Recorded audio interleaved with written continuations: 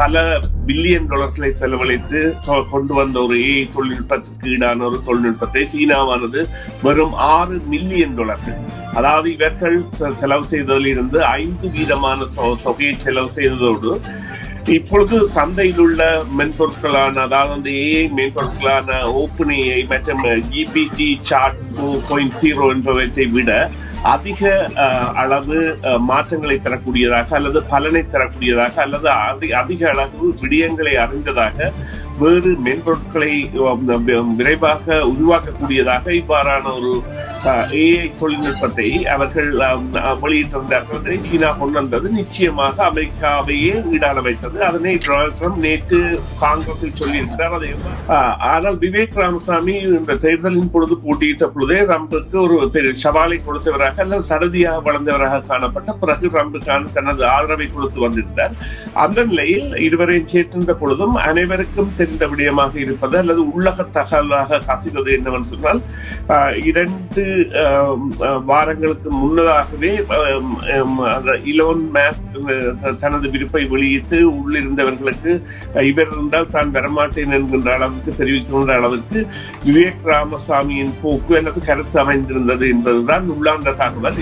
Elon mask தனது அதிகாரத்துக்கு மேற்பட்ட விடயங்களை செய்கின்றபடியால் நிச்சயமாக அமெரிக்க பாதுகாப்பு துறையாலோ அல்லது அவர்களுடைய ஒரு மேல் மட்டத்தாலோ கட்டுப்படுத்தக்கூடிய ஒரு நபராக மாற வேண்டிய தேவை இருக்கின்றது என்றால், இப்பொழுது ஜெர்மனியுடனான ஒரு பிரச்சனை எடுத்து பார்த்தீர்கள். ஜெர்மனியில் வலது தீவிரவாதிகளால் நடத்தப்பட்ட ஒரு கூட்டத்தில், அந்த கூட்டத்தில் 4000 பேர் தான் பங்கு பெற்றிருக்கிறார்கள். அங்கே வீடியோ மூலம் உரையாற்றியதன் மூலம் ஜெர்மன் அதிபரே ஈலோன் மாஸ்குடன் முரண்படுகின்றார். கொலம்பியா வீடியோ இப்பொழுது அறிமுகப்படுத்துகின்றது ஹை ஸ்பீட் இன்டர்நெட். தங்கு தடையின்றி துரித கதியில் இணைய இணைப்பின் மூலம் தொலைக்காட்சி நிகழ்ச்சிகளை இடைவிடாமல் பார்த்து மகிழலாம். சீப்பான இன்டர்நெட் மூலம் இதுவரை செழிப்படைந்த உங்களுக்கு இதோ குறைந்த கட்டணத்தில் சூப்பர் ஃபாஸ்ட் இன்டர்நெட். பிரம்டனில் பல் சமூகத்தினர் மத்தியில் நன்மதிப்பை பெற்ற தமிழர் ஸ்தாபனம் கொலம்பியா வீடியோ. இலக்கம் 144 கெனடி ரோடு, ஸ்வீட் 8, பிரம்டன். 905-456-8433. செய்தியின் பின்னணி நிகழ்ச்சியில் உங்களை சந்திக்கின்றோம். சமகால முக்கிய நிலவரம் தொடர்பாக பேசுகின்ற இன்றைய நிகழ்ச்சியில் அமெரிக்க விவகாரம் தொடர்பாகவும் கனேடிய விவகாரம் தொடர்பாகவும் பேச இருக்கின்றோம். அமெரிக்காவில் குறிப்பாக ஏஐ தொழில்நுட்பம் என்பது இந்த ஆண்டில் மிகவும் ஒரு புரட்சிகரமான பல்வேறு விடயங்களை செய்யும் என்று எதிர்பார்க்கப்பட்ட நிலையில் ஏற்கனவே பலரும் கூறுகின்ற விடயம், இனி வருகின்ற காலம் ட்ரம்பினுடைய ஆட்சி காலத்தில் வர்த்தக போர் ஆரம்பமாகிவிட்டது என்ற தகவலை எடுத்து இயம்பும் வகையில் பல தகவல்கள் வெளிவந்து கொண்டிருக்கின்றன. அதுதான் இப்பொழுது டீப் சீக் ஏஐ தொழில்நுட்பத்தின் ஊடாக சீனா முன்வைத்திருக்கின்ற ஒரு ஆப். இதன் ஊடாக பல விடயங்களை சாதிக்கக்கூடியதாக இருக்கும் என்று எதிர்பார்க்கப்படுகின்றது. உலகில் இருக்கின்ற இந்த கணினித்துறை விற்பனர்கள் பலரும் ஏஐ தொழில்நுட்பத்தின் ஊடாக பல்வேறு விடயங்களை சாதிக்க முனைகின்ற பொழுது மிக குறைந்த செலவில் இப்பொழுது ஏஐ தொழில்நுட்பத்தின் ஊடாக டீப் சீக் என்ற தொழில்நுட்பத்தை அவர்கள் பூத்தி இருக்கின்றார்கள். சீனா இது பங்குச்சந்தைகளிலும் பாரிய தாக்கத்தை ஏற்படுத்தும் அளவுக்கு ஒரு தாக்கத்தை ஏற்படுத்திய விடயமாக பார்க்கப்படுகின்றது. உலக மட்டத்தில் நேற்றைய தினம் இந்த விடயம் தொடர்பாக பலரும் பிரஸ்தாபித்ததை பார்க்கக்கூடியதாக இருந்தது. இது குறித்து பேச இருக்கின்றோம். இப்பொழுது ட்ரம்ப் பதவியேற்றிருக்கின்ற நிலையில் அதிரடி முடிவு அறிவித்து வருகின்ற நிலையில் இவ்வாறான ஒரு தாக்கம் என்பது வர்த்தக ரீதியில் பார்க்கின்ற பொழுது அமெரிக்காவுக்கு ஒரு சவால் நிலையை ஏற்படுத்தக்கூடிய ஒன்றாகவும் மாறி இருக்கின்றது. வரலாற்றில் என்றுமில்லாத அளவுக்கு பங்குகளின் விலையை குறைத்திருக்கின்ற ஒரு செயற்பாடாக இதுவும் பார்க்கப்படுகிறது. அதே நேரத்தில் ஆப் ஸ்டோரில் எடுத்துக்கொண்டால் கூடுதலானவர்கள் தரவிறக்கம் செய்த ஒரு விடயமாகவும் இந்த டீப் சீக் மாறியிருப்பதை பார்க்கின்றோம். ஆகவே சீனாவினுடைய இந்த தொழில்நுட்ப வளர்ச்சி என்பது எப்படி அமெரிக்காவால் எதிர்கொள்ளப்பட போகிறது என்ற கேள்வியையும் ஏற்படுத்தி இருக்கின்றது. இது குறித்து பேசுவோம். இப்பொழுது அரசியல் ஆய்வாளர் சுரேஷ் தர்மா இணைந்திருக்கின்றார். அவரை சந்திப்போம். வணக்கம் சுரேஷ். வணக்கம் ராம். வணக்கம் நேயர்களே. ஆமாம், ஒருபுறம் வரியை விதித்து ஏனைய நாடுகளை கட்டுப்படுத்த முயற்சிக்கின்ற அமெரிக்காவினுடைய இந்த போக்குக்கு நேற்றைய தினம் பதிவாகி இருக்கின்ற வரலாற்று சாதனை பங்குச்சந்தை சரிவு என்பது எப்படியான ஒரு செய்தியை உலகுக்கு சொல்லுகிறது? நிச்சயமாக இது முன்னோக்கி பார்க்கப்பட வேண்டிய விடயமாக இருக்கின்றது. காரணம் என்னவென்று சொன்னால், பல பில்லியன் டாலர்களை செலவழித்து கொண்டு வந்த ஒரு ஏஐ தொழில்நுட்பத்திற்கு ஈடான ஒரு தொழில்நுட்பத்தை சீனாவானது வெறும் $6 மில்லியன், அதாவது இவர்கள் செலவு செய்ததில் இருந்து 5% தொகையை செலவு செய்ததோடு இப்பொழுது சந்தையில் உள்ள மென்பொருட்களான, அதாவது ஏஐ மென்பொருட்களான ஓப்பன் ஏஐ மற்றும் GPT சாட் 4.0 என்பவற்றை விட அதிக அளவு மாற்றங்களை தரக்கூடியதாக அல்லது பலனை தரக்கூடியதாக அல்லது அதிக அளவு விடயங்களை அறிந்ததாக வேறு மென்பொருட்களை விரைவாக உருவாக்கக்கூடியதாக இவ்வாறான ஒரு ஏஐ தொழில்நுட்பத்தை அவர்கள் வெளியிட்டிருந்தார்கள். அந்த டீப் சீக் என்பதை ஒரு நிறுவனம் ஒன்று, சீன நிறுவனம் ஒன்று. இது இந்த மேக்னிஃபிஷன்ட் 7 என்கின்ற அமெரிக்காவை தளமாக கொண்டு இயங்குகின்ற 7 மிகப்பெரிய இந்த ஏஐ நிறுவனங்களையும் மிகுந்த பலத்த பிரச்சனைக்குள்ளாக்கி இருந்தன. அதற்கான காரணம் அவர்கள் முதலீடு செய்கின்ற தொகை என்பது பெரிதாகவும், அதே நேரம் அவர்கள் அதாவது பெறுகின்ற பெறுபேறு என்பது பல பில்லியன்கள் டாலர்கள் செலவழித்து செய்வதாகவும் இருக்கின்ற பொழுது இவ்வாறான ஒரு மாற்றத்தை சீனா கொண்டு வந்தது நிச்சயமாக அமெரிக்காவையே ஈடான வைத்தது. அதனை டொனால்ட் ட்ரம்ப் நேற்று காங்கிரஸில் சொல்லியிருக்கிறார். அதை எவ்வாறு சொல்லியிருக்கிறார் என்றால், சீனா இவ்வாறான ஒரு தொழில்நுட்பத்தை கொண்டு வந்திருக்கின்ற டீப் சீக் என்று, அந்த தொழில்நுட்பம் இவ்வாறான சந்தையில் நாங்கள் எவ்வளவு எங்களிடம்தான் பெரிய விஞ்ஞானிகள் இருக்கின்றார்கள், நாங்கள் தான் முதலாவதாக கண்டுபிடித்து வெளியிட வேண்டும், நாங்கள் தான் அவ்வாறு செய்பவர்கள். இருந்தாலும் இப்பொழுது சீனா கொண்டு வந்திருக்கிறதை நான் ஒரு சாதகமாக பார்க்கிறேன் என்றால், நாங்கள் $100 பில்லியன் செலவழிப்பதை அவர்கள் $6 மில்லியன், அதாவது இப்படி பார்ப்பதால் ஒரு வீதம் கூட இல்லை, அந்த ஒரு வீத பண வீதம் கூட இல்லை. ஏனென்றால் 100 பில்லியனின் ஒரு வீதம் என்பது 1 பில்லியன். அதிலும் மிகவும் குறைந்த அதாவது தசம் ஒரு வீதமாக கூட இல்லாத அளவுக்கு, தசம் ஒரு வீதமாக இருக்கிற அளவில் கூட இருக்கின்ற பணத்தொகையை செய்து முடித்திருப்பதை கூறுகின்றது. அடுத்ததாக நீங்கள் கூறிய இந்த பங்கு சந்தை வீழ்ச்சி என்பது ஆமாம் வரலாற்றில் காணாத அளவுக்கு, அதுவும் NVIDIA என்கின்ற நிறுவனம், அது $3.4 டிரில்லியன்கள் பெறுமதியான நிறுவனம் $600 பில்லியன் வீழ்ச்சியை நேற்று கண்டிருந்தது. இருந்த பொழுதும் அது மீண்டு வரும் என்பதில் சந்தேகமில்லை, அது படிப்படியாக மீண்டு வரும். ஆனால் அந்த நாள் கணக்கில் பார்க்கின்ற போது நேற்று ஒரு அமெரிக்க பங்குச்சந்தை வரலாற்றிலேயே அதிமோசமான ஒரு நாளாக கணிக்கப்பட்டது. இதற்கான காரணங்களை நாங்கள் பார்த்தால், இந்த 21ஆம் தேதி இந்த மாதம் 21ஆம் தேதி ஸ்டார்கேட் ப்ராஜெக்ட் என்று ஒன்றை இந்த மேக்னிஃபிஷன்ட் 7 என்கின்ற இந்த நிறுவனங்கள் 7 சேர்ந்து, அதில் ஆப்பிள் இருக்கின்றது, கூகுள் இருக்கின்றது, மைக்ரோசாப்ட் இருக்கின்றது, அவர்கள் அனைவரும் சேர்ந்து $500 பில்லியன் இது தொடர்பான ஒரு ப்ராஜெக்டை தொடர்வதற்கு முத்தாய்ப்பை வைக்கின்ற பொழுதுதான் சீனாவின் இந்த அறிவிப்பு வந்தது. ஆனால் இப்பொழுது இந்த கூட்டாக இணைந்திருக்கின்ற நிறுவனங்களுடைய இணைவை இலன் மஸ்க் அவர்கள் விரும்பவில்லை போன்று தெரிகின்றது. ஏனென்றால் இதற்கு ட்ரம்ப் எடுக்கின்ற நடவடிக்கைகள் பலவற்றுக்கும் பச்சை கொடி காட்டி ஒரு ஒத்தாசையாக இருக்கின்ற இலன் மஸ்க் இந்த விடயத்தில் அவர் ஏன் ஒத்தாசை வழங்காமல் பின்னிருக்கின்றார்? அதே நேரத்தில் விவேக் ராமசாமியினுடைய பிளவு என்பதும் இலன் மஸ்கினால் ஏற்படுத்தப்பட்ட ஒன்றாக பார்க்கப்படுகின்றது.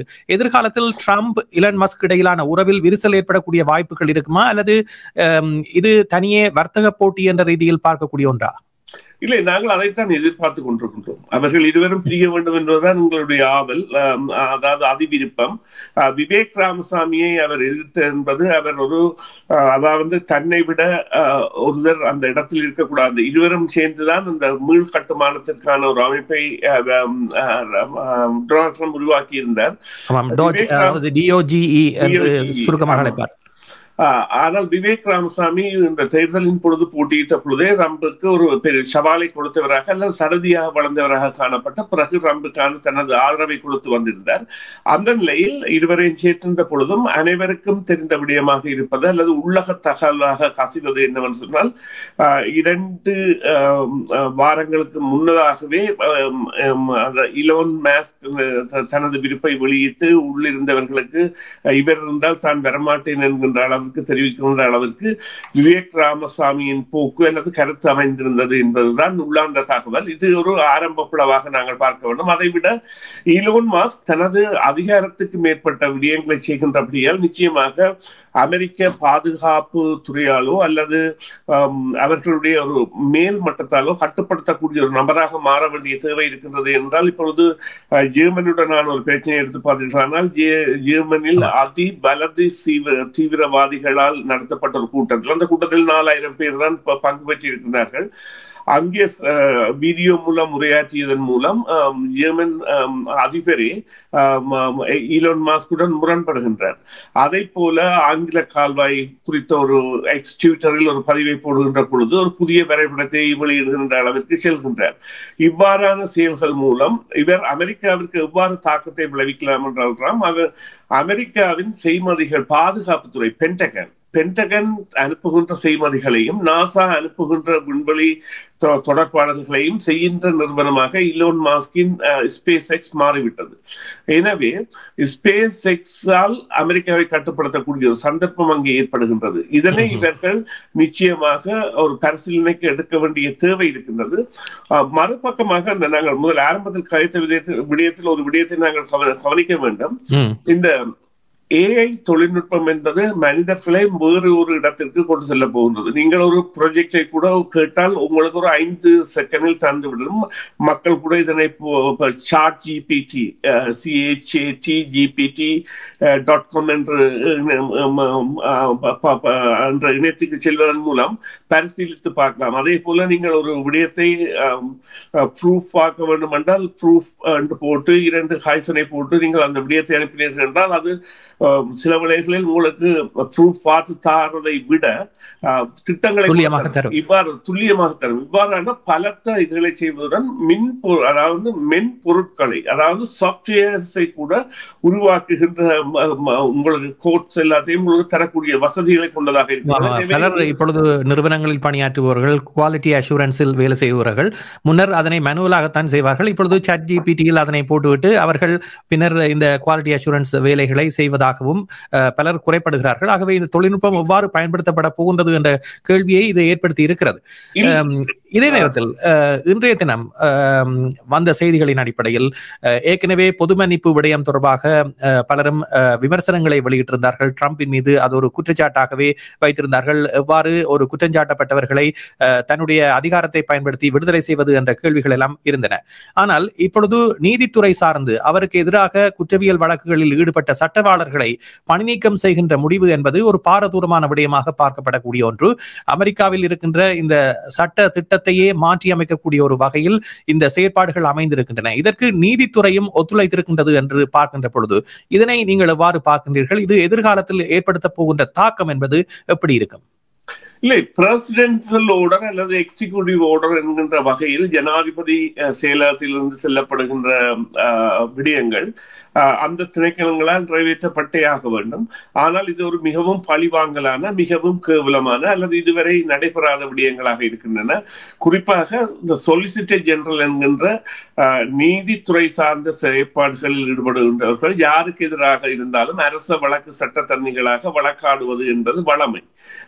அல்லது அரசு ஒரு வழக்கை போடும் போதோ அல்லது அரசு சம்பந்தமான விடயங்களில் ஈடுபடும் பொழுதோ அவ்வாறான நிலைமைகள் ஏற்படுவது வழமை. அதே போல அவ்வாறான நீதித்துறைகளில் அவ்வாறான நீதிபதிகள் கூட அவ்வாறான செயற்பாடுகளில் தங்களை அர்ப்பணிக்க வேண்டிய தேவைகள் இருக்கின்றன. அவ்வாறான நிலையில் இவர் செய்வது மிகவும் தவறான விடயத்தை தானே ஆரம்ப நாளில் இருந்து செய்து வருகின்றார். அதாவது நீங்கள் அகதிகளை அனுப்புவதிலிருந்து பார்த்தீர்களானால் அவர்கள் ஏன் மனிதாபிமான ரீதியில் அவர்களுக்கு ஒரு திகதியை கொடுத்து அனுப்பக்கூடாது? காட்டு மிராண்டித்தனமாக வெற்றுடலுடன் கைது செய்வதும் அவர்களுடைய பண பொதிகளையோ அல்லது வங்கி கணக்குகளையோ அவர்கள் மீளாய்வு செய்வதற்கு முதல் அவர்களை வெளியேற்றுவதும் என்பதும் ஒரு அடாவடித்தனமான செயல். அதே போன்று இன்னும் பல விடயங்கள் இருக்கின்றன. நீங்கள் குறிப்பிட்டதுடன் இந்த இன்ஸ்பெக்டர் ஜெனரல் என்கின்ற பெரிய பெரிய நிர்வாகங்களை கவனிக்கின்ற ஒரு 14 அரச கட்டமைப்பில் இருந்த 14 பெரிய பதவிகளில் இருந்தவர்களை நீக்கிவிட்டார்கள்.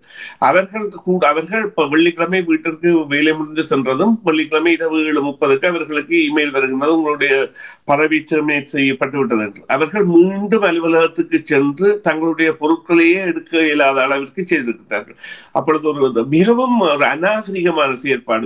இன்று வரப்போகின்ற ஒரு செயற்பாட்டில் பார்த்தீர்களானால் மூன்றாம் பாலினம் என்பது அதாவது மரபு சார்ந்த வகையில் மனித குலம் அறிந்த வகையில் குரோசோம்களின் மாறுபாடு அல்லது பலவீனம் காரணமாக ஆண் தன்மையுடைய பெண்ணும் பெண் தன்மையுடைய ஆணும் இருப்பது என்பது ஏற்கப்பட்டு அதனை 35 நாடுகள் சட்டபூர்வமாகவே கொண்டு வந்து அவர்களுக்கான மரியாதையை கொடுத்திருக்கின்ற பொழுதில் இன்று சுமார் அமெரிக்க படத்துறையில் அவ்வாறு இனங்காணப்பட்டவர்கள் அல்லது தங்களை அடையாளப்படுத்தியவர்கள் தாங்கள் கே அல்லது லெஸ்பியன் என்று அடையாளப்படுத்தியவர்கள் சுமார் 20,000 பேருக்கு மேல் இருக்கின்றார்கள். அவர்கள் இன்றிலிருந்து பணியிலிருந்து விடுப்பு செய்ய போகிறார். இது எல்லாம் அதே நேரம் கோவிட் நேரம் வேக்சின் போடாமல் பணி நிறுத்தம் அதாவது கோவிட் நேரத்தில் வேக்சின் போடாதவர்கள் படையிலிருந்து விலக வேண்டும் என்ற அறிவித்தல் வந்தபோது விலக்கிய படையினரை மீண்டும் இணைக்க போகின்றார். இவ்வாறான செயற்பாடுகள் என்பன நிச்சயமாக அவர் செல்கின்ற பாதை என்பது சரியானதா தவறானதா என்பதை விட எடுக்கின்ற நடவடிக்கைகள் என்பன மூர்க்கத்தனமானவையாகவும் முரண்பட்டவையாகவும் இருக்கின்றன என்பதுதான் இங்கே கருதுகொள்ளாக. சரி, டொனால்ட் ட்ரம்புக்கு ஒரு ஆதரவு அலை என்பது இருக்கின்றது. எந்த விடயமும் ஆரம்பத்தில் ஆதரவு அலை என்பது இருக்கக்கூடிய ஒன்றாக இருந்தாலும் பின்னர் அவர்களுடைய செயற்பாடுகளின் அடிப்படையில் தான் தொடர்ந்து வருகின்ற ஆதரவு இருக்கும். இப்பொழுது அமெரிக்க மக்களை பொறுத்தவரையில் ட்ரம்ப் எடுக்கின்ற நடவடிக்கைகளுக்கு தொடர்ந்தும் இதே ஆதரவு அலையை கொடுப்பார்களா அல்லது அந்த ஆதரவு அலையில் மாற்றங்கள் ஏற்பட்டு பின்னர் ட்ரம்ப் புறக்கணிக்கப்பட ஒருவராக மாறக்கூடிய வாய்ப்புகள் தென்படுமா? அதற்கான கட்டமைப்பு என்பது அமெரிக்காவில் இல்லை என்றால் ட்ரம்ப் அடாவடித்தனமான அதிகாரி. எனவே மக்கள் அவருக்காக எதிராக கிளர்ந்து செய்வார்கள். அடுத்த 4 வருடங்களில் வாக்கு போடும் பொழுதுதான் அதன் விளைவுகள் என்பன தெரிய வரும். ஏனென்றால் முதல் தரம் இவர் இவ்வாறு ஒரு நாயகனாக வருகின்ற பொழுது எதிர்பார்க்கப்பட்ட பல எதிர்பார்ப்புகளை மீறி 2வது தடவை இவரால் ஜனாதிபதியாக வர முடியாமல் போனது அந்த மக்கள் செய்த வேலை. ஆனால் இவர் பிறகு தனது பிரச்சாரங்களில் பைபிளை முதன்மைப்படுத்தி மற்றது அமெரிக்கா ஃபர்ஸ்ட் என்கின்ற ஒரு கருதுகோளை கொண்டு வந்ததும் மற்றது தன்னால் பல விடயங்களை செய்ய முடியும் என்பதை கொண்டு வந்ததும் குறிப்பாக இந்த புதிய குடிவரவாளர்கள் போன்றவர்களால் ஏற்படுகின்ற தீமைகள் போன்றவர்கள் எல்லாம் குறிப்பிட்டது போன்ற விடயங்கள் எல்லாம் அவரை முன்னோக்கியது. இப்பொழுது நீங்கள் பார்த்தீர்களானால் இந்த அகதிகளை தேடுதல் அல்லது அடையாள அட்டைகள் அடையாள பொருள் அதாவது அன்டாக்குமெண்டட் அந்த ரெஃப்யூஜி என்பவர்களை பத்திரங்கள் இல்லாத அகதிகளை தேடுவது என்பது குருதுவாக்கள் என்கின்ற சீக்கிய கோயில்கள் மற்றும் இந்து கோயில்களில் கூட உள்நுழைந்து செயற்படுகின்ற அளவிற்கும் திடீரென அதிகாரிகள் தேடுகின்ற அளவிற்கும் சென்றிருக்கின்றது. எனவே இது கட்டுக்கடங்காத ஒரு வகையில் விரைவுபடுத்தப்படுகின்றது. இது கவலை தரும் விடயம். அதனைத்தான் கூற முடியும். சரி, இப்பொழுது அமெரிக்கா எடுக்கின்ற இந்த நடவடிக்கையை பின்பற்றி ஏனைய நாடுகளும் குடிவரவாளர்கள் மீது அழுத்தங்களை பிரயோகிக்கக்கூடிய வாய்ப்புகள் தென்படுகின்றன. குறிப்பாக கனடாவில் கூட இதுவரை காலமும் அகதிகள் மீது அல்லது சட்டவிரோத குடிவரவாளர்கள் மீது ஒரு பாரிய கவனம் செலுத்தப்படாமல் இருந்தது. அவர்களும் இந்த நாட்டு பிரஜைகள் போன்றுதான் இருந்தார்கள். அவர்களுடைய சட்டவாக்கல் நடவடிக்கைகள் தொடர்ந்த வண்ணம் இருந்தன. ஆனால் இப்பொழுது கனடாவும் இந்த எல்லை பகுதிகளில் வருகின்ற குடிவரவாளர்களுக்கான பயண தடைகளை ஏற்படுத்த போகின்றது. இது அமெரிக்காவினுடைய அழுத்தத்தினால் ஏற்படுகின்ற ஒன்றா? ஏனென்றால் பியர் பொலிவியா அவர்கள் விடுத்திருக்கின்ற அறிக்கையை பார்க்கின்ற பொழுது இவ்வாறான சட்டவிரோத குடிவரவாளர்கள் தொடர்பான கடுமையான நடவடிக்கைகள் எடுக்கப்பட போகின்ற செய்தியை அவர் முன்கூட்டியே இப்பொழுது தெரிவிக்கின்ற அறிக்கைகள் வெளிவருகின்றன. இதனை பற்றி உங்களுடைய கருத்து என்ன? ஆமாம், பியர் பொலிவியர் அதாவது கூறுகின்ற அதாவது இந்த ஜானை வரும் முன்னே வருகின்ற மணியோசியோ அது போன்று இவர் தனது தோற்றத்தை மாற்றுகின்றார். இப்பொழுது அவர் தனது ஒரு சாதாரண மகன் என்கின்ற விடயத்தை விட அவரது உடல் பாசையும் உருவ அமைப்பும் அவரது நீங்கள் அந்த உருவத்தில் கூட மாற்றங்கள் தலைவாறு விடயத்திலோ அல்லது அவருடைய அந்த தோற்றத்தில் மாற்றம் ஏற்படுகின்றது. கடினமானவராக அல்லது ஒரு முரட்டுத்தன்மை உள்ளவராக தன்னை காட்ட முயன்கின்றார். அதே போன்றுதான் அவரது அறிக்கை கூட இருந்திருந்தது. அந்த அறிக்கையில் அவர் குறிப்பிடுகின்ற விடயம் அதாவது இங்கே உள்ள அகதிகள் கூட வன்முறையில் ஈடுபட்டால் திருப்பி உடனே அனுப்பப்படுவார்கள் என்பதை விட அந்த உள்ளார்ந்த தொழிலாக அதில் இருப்பது என்னவென்றால் அமெரிக்காவை பின்பற்றிய ஒரு செயற்பாடுகளில் கனடா கூட ஈடுபடலாம் என்கின்ற ஒரு கருத்தியலை அதை ஏற்படுத்தலாம். அவர் அவ்வாறு கூறாவிட்டாலும். ஆனால் மறுபக்கமாக நாங்கள் பார்க்க வேண்டியது இது ஏற்கனவே எதிர்பார்க்கப்பட்ட விடயம். அமெரிக்கா இவ்வாறான நடவடிக்கைகளை எடுக்கும் பொழுது நிச்சயமாக கனடா அதன் பாதிப்பை பெறும் என்பதும் கனேடிய எல்லைப்புறங்களில் அகதிகள் வருவார்கள் என்றும் அதை விட அமெரிக்காவில் இருந்து நேரடியாக வரக்கூடியவர்கள், அதாவது உத்தியோகபூர்வமாக வரக்கூடியவர்கள் கூட இங்கே வந்து தங்குகின்ற அளவிற்கு நிலைமைகள் மாறுகின்ற செயற்பாடுகள் ஈடுபட வரப்போகின்றது. அத்தோடு இப்பொழுது இந்த டாலரின் வீழ்ச்சி என்பது, எங்களுடைய டாலரின் வீழ்ச்சி என்பது இந்த சினோபேர்ட்ஸ் என்கின்ற அந்த விண்டர் காலத்தில் புளோரிடா போன்ற இடங்களில் போய் தங்கி இருக்கின்ற முதியவர்கள் மற்றும் பணக்காரர்களை எல்லாம் தங்களுடைய திட்டங்கள் குறித்த மீளாய்வுக்கு கூட உள்ளாக்கி இருக்கின்றது. எனவே கனடா நிச்சயமாக மேலதிக குடிவரவாளர்களை சந்திக்க போகின்றது. அந்த குடிவரவாளர்களில் கனடா தாராளமாக உள்வாங்குவதாக உத்தியோகபூர்வ அடையாள அட்டை உள்ளவர்கள் அல்லது தொழில் அறிவுள்ளவர்கள் போன்றவர்கள் இருப்பார்கள். ஒரு பகுதியினர் சில வேளைகளில் இது குறித்த அந்த சிரமத்தை சந்திக்கலாம். அதாவது எல்லைகளை கடக்க முயல்பவர்கள், சட்டவிரோதமாக வருபவர்கள் என்பவர்கள் மீதான கரிசனை இருக்கும். மறுபக்கமாக நீங்கள் கேட்ட இந்த அதாவது கன்சர்வேட்டிவ் கட்சி தலைவரின் நேற்றைய அறிக்கை என்பது நிச்சயமாக இந்த புலம்பெயர்ந்த சமூகங்களிடையே மாறுதல்களை ஏற்படுத்தக்கூடிய ஒரு தன்மையை கொண்டு வரும். அவரே கூறுவார் எவ்வாறு என்று சொன்னால், அதாவது அகதிகளுக்கான அதிபராக இருந்தவர் அல்லது அந்த அகதிகளை வரவேற்றவர் பிரைன் மல்ரோனி என்று. பிரைன் மல்ரோனியின் கட்சியில் இருந்து வந்தவர்கள் அல்ல இவர்கள். அதாவது ஆல்பர்டாவில் 2 கட்சிகள் தொடங்கி அவை மாறுபட்டுத்தான் பிறகு இவர்கள் கன்சர்வேட்டிவ் கட்சியுடன் இணைந்து வந்தார்கள். ரிஃபார்ம் பார்ட்டி என்றும் அலையன்ஸ் பார்ட்டி என்றும் இருந்து பிறகு பீட்டர் மெக்கே வச்சிருந்த கன்சர்வேட்டிவ் கட்சியுடன் இணைந்து வந்தவர்கள். அவர்கள் அந்த அலையன்ஸ் பார்ட்டியாக அல்ல ரிஃபார்ம் பார்ட்டியாக இருக்கும் பொழுது அவர்கள் குடிவரவுகளுக்கான அதீத எதிர்ப்பு கொள்கையை கொண்டவர்களாகத்தான் தங்களை அடையாளப்படுத்தி வெற்றி பெற்றவர்கள். அதனையெல்லாம் நாங்கள் மறந்து கடந்து செல்லக்கூடிய நிலைமை இன்று இல்லை என்பதுதான் உங்களுடைய கேள்விக்கான பதில். நிகழ்ச்சியில் கலந்து கொண்ட சுரேஷ், உங்களுக்கு நன்றி. நாங்கள் மீண்டும் விரிவாக பேசுவோம். மீண்டும் மற்றொரு நிகழ்ச்சியில் சந்திப்போம். நன்றி ராம். நன்றி நேயர்களே. மீண்டும் ஒரு பொழுதில் சந்திப்போம். நேயர்கள் இதுவரை செய்தியின் பின்னணியில் கேட்டீர்கள். CMR யூடியூப் சேனலில் இணைந்திருக்கும் நேயர்கள் அனைவருக்கும் எமது நன்றி. காமெண்ட்ஸ் பகுதியில் உங்கள் கருத்துக்களை தெரிவிக்க தவறாதீர்கள். முக்கிய செய்திகள், காணொளி தொகுப்புகள், நேர்காணல் என பலதரப்பட்ட அம்சங்களையும் உங்களுக்காக தருகின்றது CMR யூடியூப் சேனல். CMR என்று சர்ச் செய்து எமது யூடியூப் சேனலை சப்ஸ்கிரைப் பண்ணுங்கள். உங்கள் உற்றார் உறவினர் நண்பர்களோடும் இந்த காணொளி தொகுப்புகளை பகிர்ந்து கொள்ளுங்கள். அருகில் இருக்கின்ற முக்கிய காணொளி தொகுப்புகளையும் தவறவிடாமல் பாருங்கள்.